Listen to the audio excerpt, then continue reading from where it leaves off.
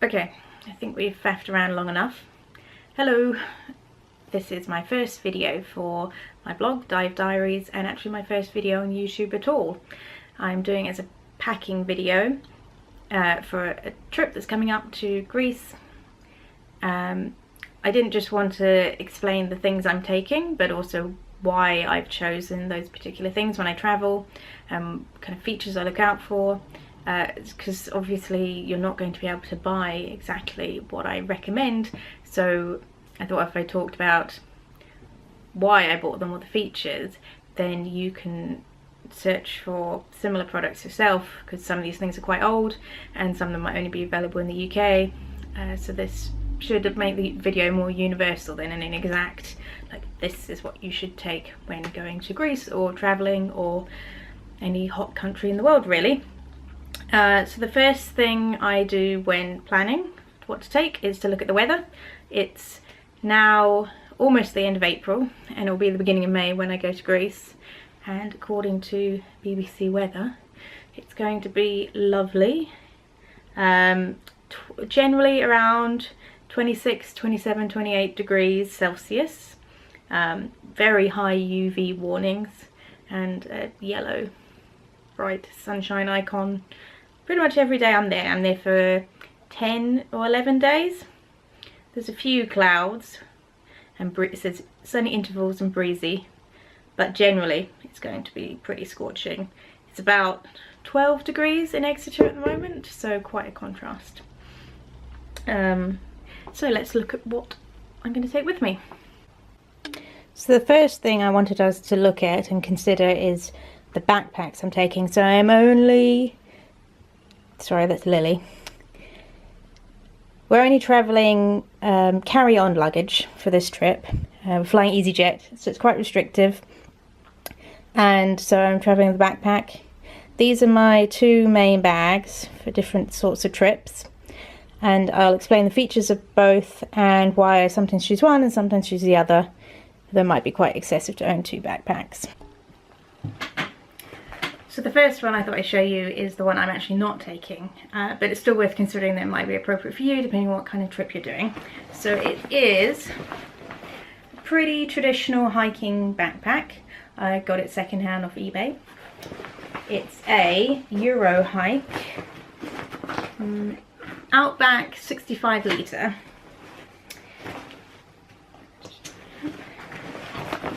So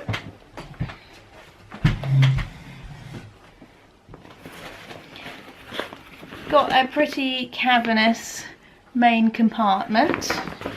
It's got a pocket bit on the front. It's got a separate sealed off section underneath that folds up, and I've clipped it up at the moment, but it can also hang down and make the backpack bottom quite square, add extra literage. It's got side mesh pockets and side sealed pockets, both sides. It's got a pretty standard back support system with the hip straps, the shoulder straps, chest strap across,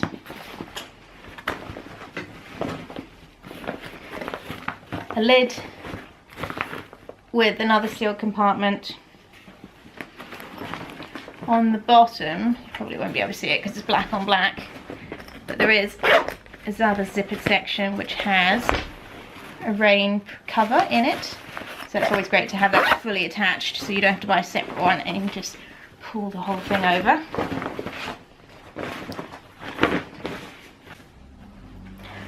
I wouldn't say there's anything particularly special about this backpack design. It's a pretty standard one for 65 litres and this size and this style of, like, what I call a hiking backpack. I took this when hiking the El Camino de Santiago, and that was 10 days and it did me very well. It didn't hurt my back at all.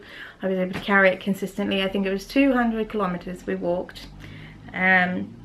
But the thing about this style of backpack is because it's got that main kind of central cavernous area with no dividers, it's just a compact center, it's really good if you're going someplace where you're only carrying the bare essentials, and every time you get to a destination you completely unpack everything, so you're carrying everything you need, and you do need everything.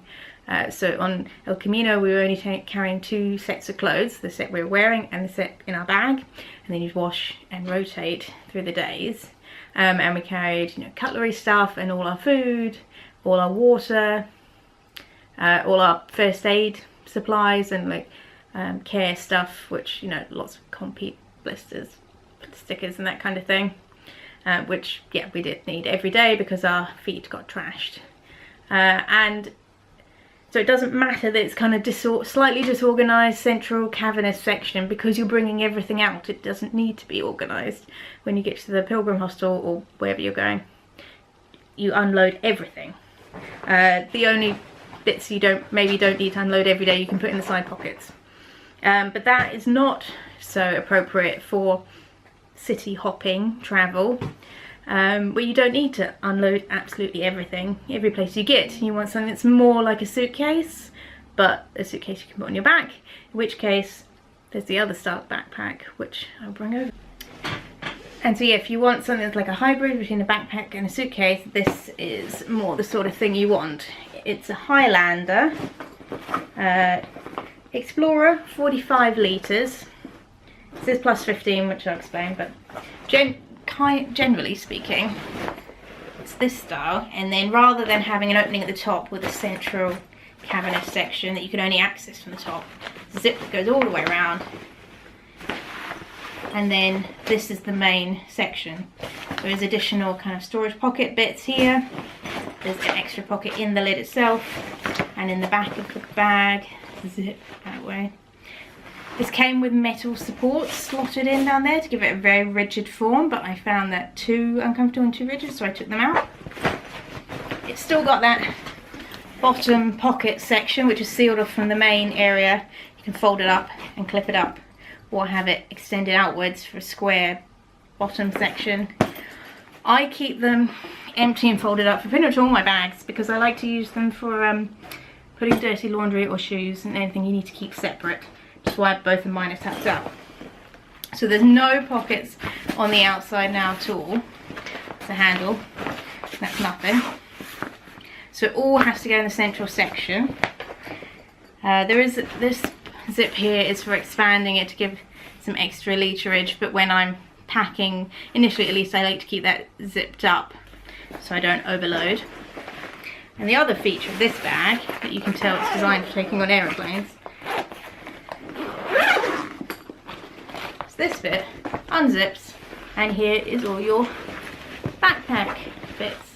Again, hip strap, chest straps, all the usual support systems. This is adjustable here, so if you've got different size back lengths, can suit different people. But when you're flying and you want all your straps nicely away, this comes with zips all the way around, all nice and neat, and then you just carry it by the handle on the side. So the plus 15 I mentioned, this little extra zippy bit here is so you can attach a day bag. It's a 15-litre day bag.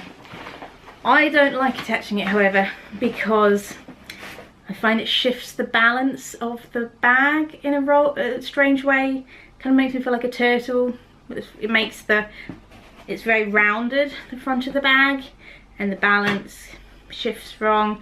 I found when I had the day pack attached to the front, I would often knock things as I turned around. Very clumsy, very bad, and quite uncomfortable. There is some little D-rings here, so when you've got the bag on, if you don't want to have the day pack on your back, turtle style, it has attachments. I don't know where the day pack is, I use it so infrequently, I'll both show you, but basically it clips onto the front so you can have the big backpack on your back and the little day pack on your front, and it's not both of the bags on your shoulders, it's just clipped independently into these D-rings.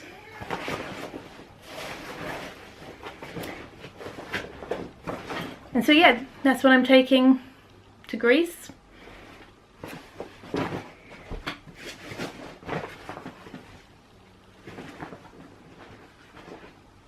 Take this out.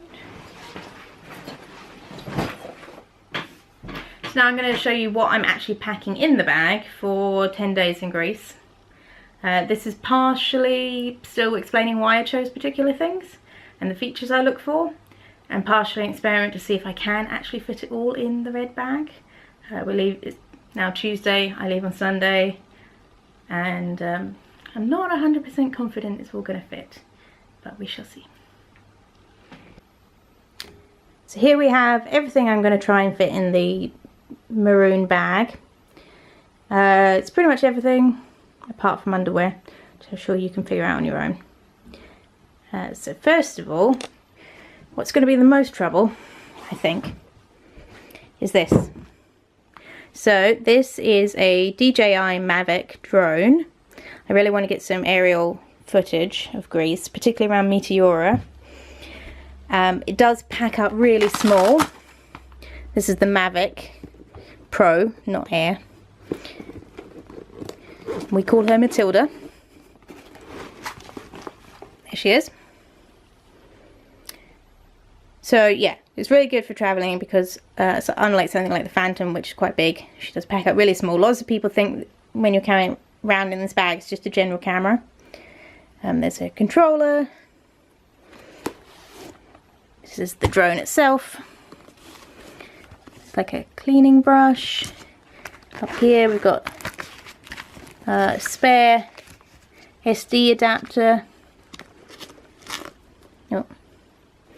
Spare SD adapter is up here. It's hard to do this one hand.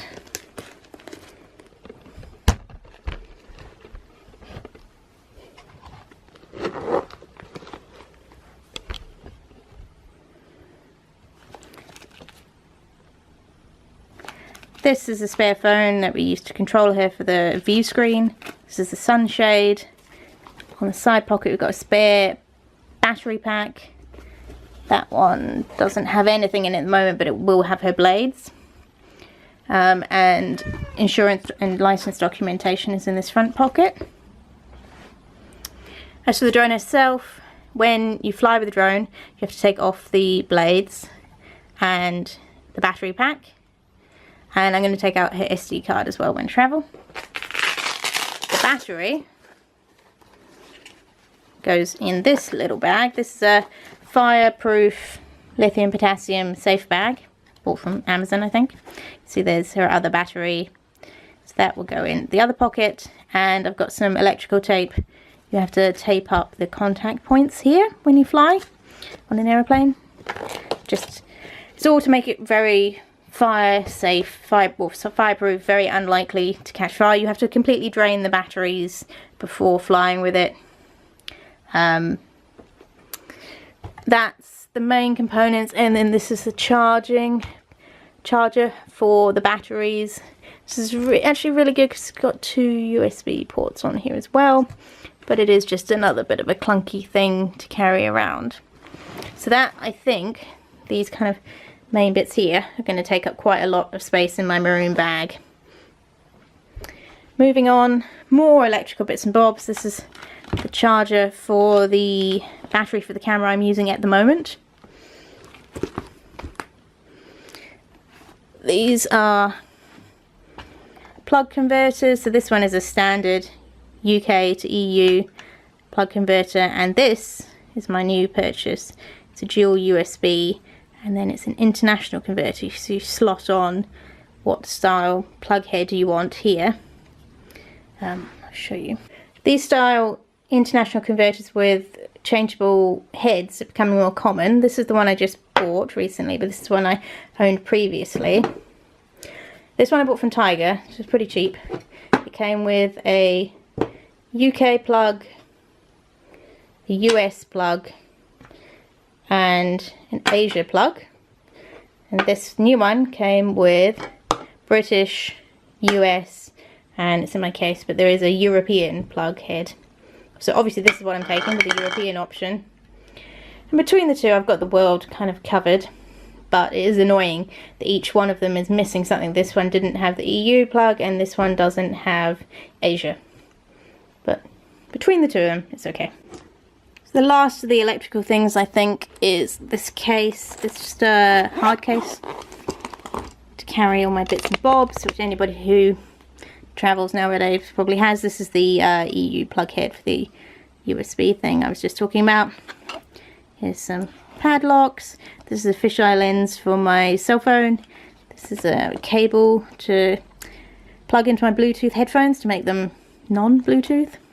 Spare battery for this camera, some bits and bobs for action cameras, SD converters, USB thumb drives, and USB cables to charge everything. And that all zips up nicely and is quite protected.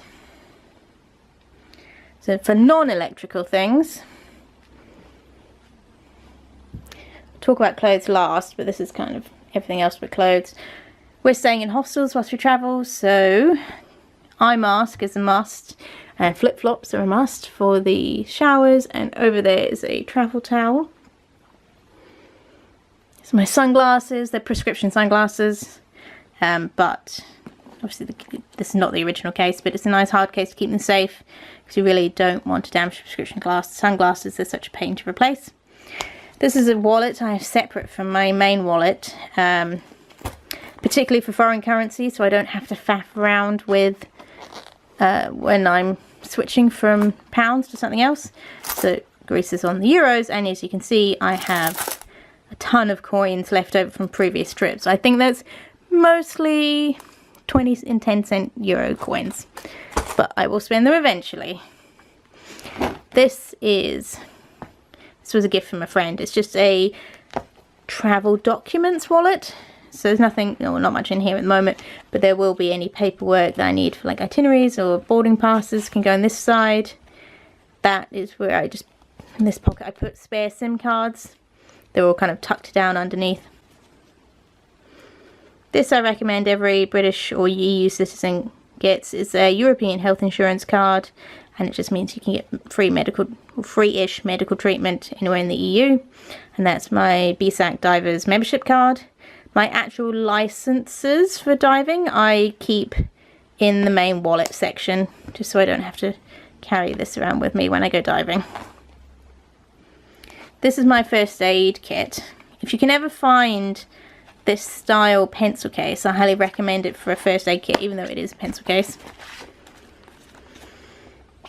I got this from Accessorize. So on this side I've got nail clippers and tweezers. This side, it has a little flat pocket. I've got like plasters and antiseptic wipes. And then this main pencil case section. Why are you coming out to have a look? You interested in first aid kits? So this has got bandages, safety pins, compi, plasters, antiseptic gel, soap leaves, bug spray, lip balm. Basically anything that isn't flat. And then I've got my guidebook. I really like Marco Polo guides because not only do they have a kind of standard talky descriptions, highlights kind of section, but at the back of everyone there's also a map. So you're kind of getting like two for the price of one, a map and a guidebook. This is an underwater camera. I'm not 100% sure if I am going to take this. I've got a digital underwater camera that I will probably take, and I might give this one to my sister because she's going to be snorkeling whilst I'm diving, so she'll be in shallower water and this might work a bit better, and then we'll have some print photos. Move your tail. So everyone is aware of the restrictions on liquids, but I see a lot of people moaning about how you have to fit everything into one clear plastic bag, and then, you know, if you're carrying makeup as well, it can be quite restrictive. But they don't seem to, or nobody else seems to think that it's only the liquids that have to go in the plastic bag. You can put stuff in another bag. So they'll complain about being limited to one bag and then have like a comb and a toothbrush and stuff in here. So you're just wasting space. So in here I've got toothpaste, eye drops, because for my contact lenses I dive with contacts, moisturizers, lip balm, deodorant, coconut oil, more moisturizer. This is sunblock, which I definitely need, but I probably have to buy a bigger jar when I get there. And then in the non-liquids kind of toiletries bag, just chuck everything out. What have I got that I've just thrown on the floor? Lots of contacts. This is solid shampoo from Lush, solid toothpaste from Lush, and that's got the same stuff in it. Soap, toothbrush, definitely always get it in a little case. Comb, facial cloth, tissues, sewing kit, moon cup, all sorts of like bathroom stuff that's not liquid. This is the case of the camera that I'm actually filming on, but it's symbolic of having to be packed. This is a Lonely Planet magazine. I've always got to have something I can read on the plane. And of course, typically they're covering the country I'm going to after I've planned the trip. So really I'm just reading about all the things I'm not going to be able to see. There's the travel towel I mentioned because we're staying in hostels, so definitely need a towel. This is a Kindle. This is an old school Kindle. Case from a friend. Oh, I need to charge it. But yeah, it's the old style with the keyboard. And I think it's much bigger than they used to be, but it still works well when I've charged it. And this one to save my bacon, because it can connect to the internet and has like a really rudimentary web browser kind of set up, but that allowed me to access my internet banking and transfer some money when I'd run out and all my money was in the wrong place. So that I will always appreciate this little Kindle for. These are my packing cubes. Pretty sure everyone who travels packs with a packing cube nowadays. I've got 3, but I only tend to use the largest and the smallest and the largest. Never seem to use the medium, really. This is my scuba diving mask. Obviously, when you're doing full equipment hire at a dive shop, they will provide this. But I have a real problem with masks fogging, and I'm fine with spitting in them and everything. But when it gets to the point where I have to spit a lot and I have to lick the mask and stuff, and I know they clean the masks that are lent out, but I just want my own when it's getting to be that gross and personal. Now we can move on to the clothes. You see, I'm very much wearing blue when I travel and in general. So this is a play suit that I got in Cambodia, I think. So just a pretty standard play suit. Very flexible in sizing. Fits me and skinny Cambodians. This I'm not actually going to take. It's a bit dark and I think it'll get a bit hot, but I'm leaving it here because it's kind of representative of a different top I've got that's white, but still kind of long sleeved and t-shirt material. This is a skirt from French Connection, I think. Is perhaps a bit thick and heavy for hot countries, but I wore it in Cambodia and I was fine, and I really appreciated it there because it allowed me to kind of mix up outfits, and it's loose enough that even though it's thick material, it doesn't get too hot. These are my shorts. These are from Primark. They're just little printed shorts. I'm sure you can buy them anywhere. So I've got 2. Just have different design options. When it comes to tops, I go very much the white colours. This is a beautiful embroidered loose cotton top that I got in Bulgaria. No, Romania. And it's like hand embroidered by a lady at a market, and it was completely fell in love with it. I love it. And then on a similar style, kind of white loose tops, this is just a floral one from BHS. This is from Fat Face. It's really good because the sleeves roll up and you can button them up there to make them shorter sleeved. And again, it's just loose white cotton. I've worn this so much through like deserts and jungles and all sorts. It is a bit not quite white anymore, but I will give it another wash before I go away and try and get it clean.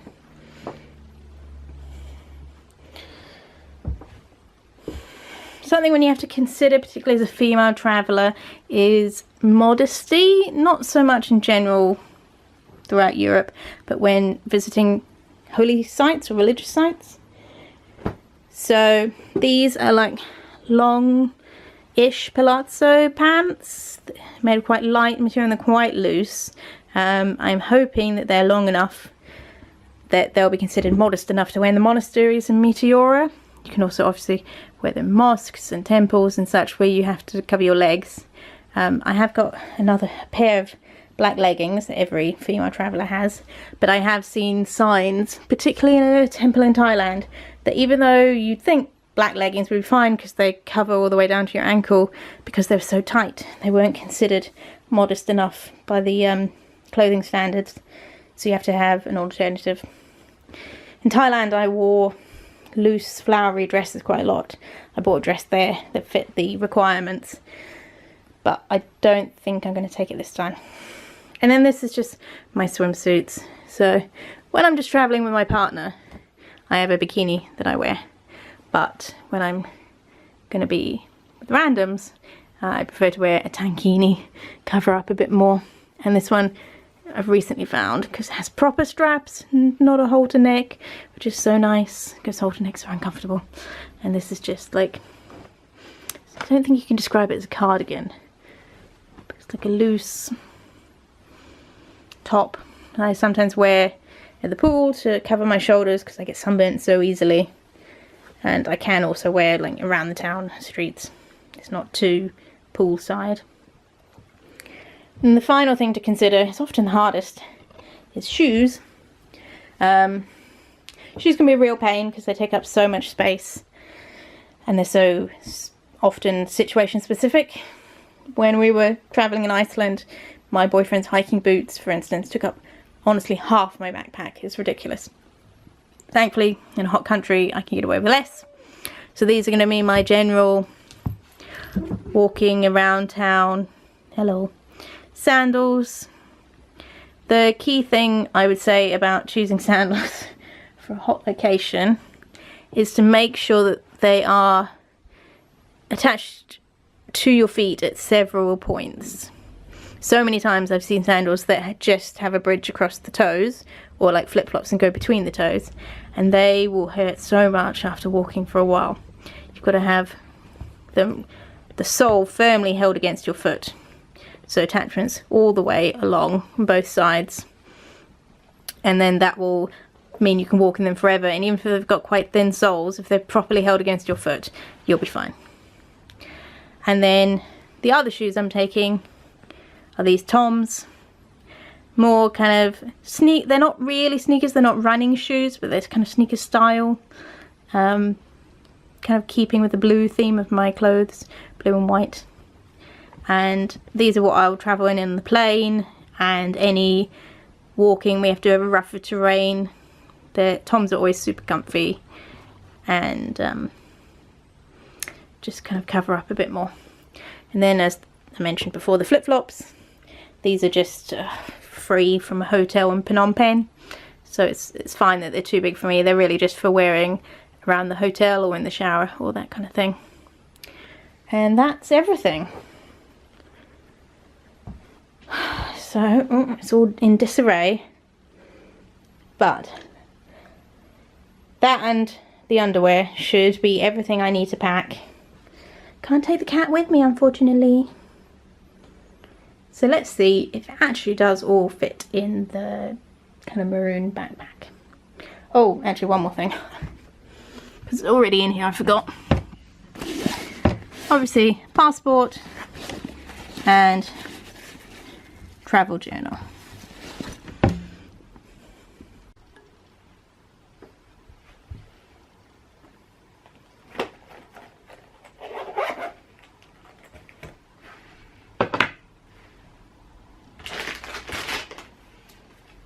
to move your butt.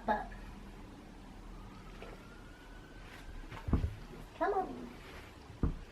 Thank you.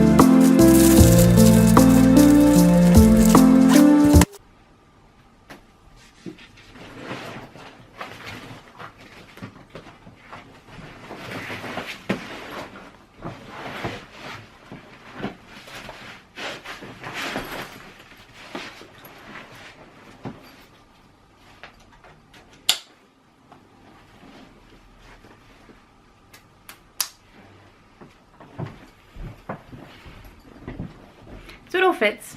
That's good. The one thing I forgot to mention, or one of the things I forgot to mention, is my day bag, which is a Moroccan Berber bag. If you can ever get your hands on one of these, I highly recommend them for travelling, as they've got some neat features. So as well as the main body, a little pocket at the front. This folds over, super simple, lies super duper flat, but can hold quite a lot. But its main feature is it's kind of pickpocket proof. At the top of the flaps there is a little tag and a knot, and on the opposite side there's a loop. Put the knot through the loop, tighten that loop up, pulls the knot down, and now can't just pop it open, particularly when both sides are down. So this has still got to go in my backpack, but obviously because it's so flat I think it'll be fine. Probably go with the books are. And then I'll wear those shoes on the plane. I'll wear an outfit similar to this, a jacket. I think that is everything. Yeah. So if you want to follow what I'm up to in Greece and in general, my website is called Dive Diaries. I'll post a link in the description. It is mostly about my experiences and training in dive qualifications and studying maritime archaeology. So perhaps a bit of a niche interest, but also kind of general travel stuff in there. I will post a breakdown of all the money I spend in Greece, for instance, and I've already done that for when we went to Iceland. So I think you can get some quite very specific information which may be of interest if you're going to those places. I'm travelling with my sister for Greece. It's the first time we will have travelled together as adults, no family or partners, so it's going to be an interesting experience. We're going to Athens and then Delphi and Meteora and then Santorini and Crete. So